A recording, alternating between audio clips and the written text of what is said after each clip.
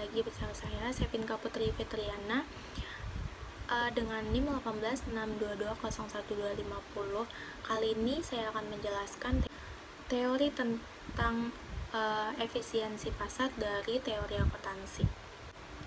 Konsep awal dari efisiensi pasar yang berhubungan dengan informasi laporan keuangan berasal dari praktek analisis sekuritas yang mencoba menemukan sekuritas-sekuritas dengan harga yang kurang baik atau kurang benar, bisa disebut dengan misprice. Sekuritas-sekuritas yang dihargai kurang benar merupakan sekuritas-sekuritas yang harganya menyimpang dari nilai intrinsiknya atau nilai fundamentalnya.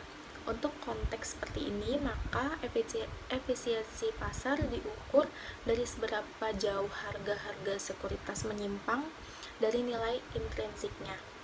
Dengan demikian, suatu pasar yang efisien menurut konsep ini dapat didefinisikan sebagai pasar yang nilai sekuritasnya tidak menyimpang dari nilai-nilai intrinsiknya. Pasar efisien adalah pasar yang dimana harga semua sekuritas yang diperdagangkan telah mencerminkan semua informasi yang tersedia. Informasi yang tersedia meliputi informasi masa lalu, informasi masa kini, serta informasi yang bersifat sebagai pendapat atau opini rasional yang bisa mempengaruhi perubahan harga. Lama tahun 1970 mengelompokkan bentuk efisien pasar menjadi 3, yaitu yang pertama ada efisiensi pasar bentuk lemah. Dikatakan efisiensi jika harga sekuritas merefleksikan secara penuh atau fully reflect informasi harga dan volume sekuritas masa lalu. Bentuk efisien pasar secara lemah berkaitan dengan teori langkah acak atau random walk theory yang menyatakan bahwa data masa lalu tidak berhubungan dengan nilai sekarang. Pelaku pasar masih dimungkinkan untuk memperoleh abnormal return dengan memanfaatkan informasi selain data pasar. Yang kedua ada efisiensi pasar bentuk setengah kuat atau semi-strong firm.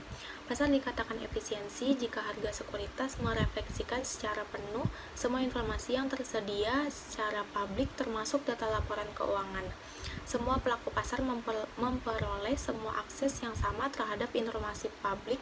Strategi informasi yang mengandalkan laporan keuangan publikasi tidak akan mampu menghasilkan abnormal return secara terus-menerus.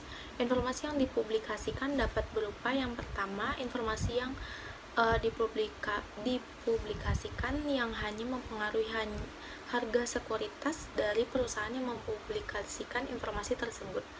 Yang kedua, informasi yang dipublikasikan yang mempengaruhi harga-harga sekuritas sejumlah perusahaan. Yang ketiga, informasi yang dipublikasikan yang mempengaruhi harga-harga sekuritas semua perusahaan yang terdaftar di pasar saham. Yang terakhir, ada efisiensi pasar bentuk kuat atau strong firm. Pasar dikatakan efisien jika harga sekuritas secara penuh mencerminkan semua informasi yang tersedia termasuk informasi yang private. Jika pasar efisien dalam bentuk ini, maka tidak ada investor yang dapat memperoleh abnormal return karena mempunyai informasi private. Dalam melakukan investigasi, risiko sistematis merupakan salah satu faktor yang terpenting terkait dengan nilai pasar saham yang perlu dipertimbangkan dalam pengambilan keputusan keuangan. Efisiensi pasar hadir untuk memberikan informasi-informasi terkait sekuritas dan sangat berperan memberikan informasi bagi seorang investor yang akan melakukan investasi agar bisa mengurangi risiko yang ada.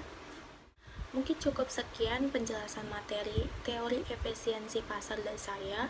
Kurang lebihnya saya mohon maaf. Wassalamualaikum warahmatullahi wabarakatuh.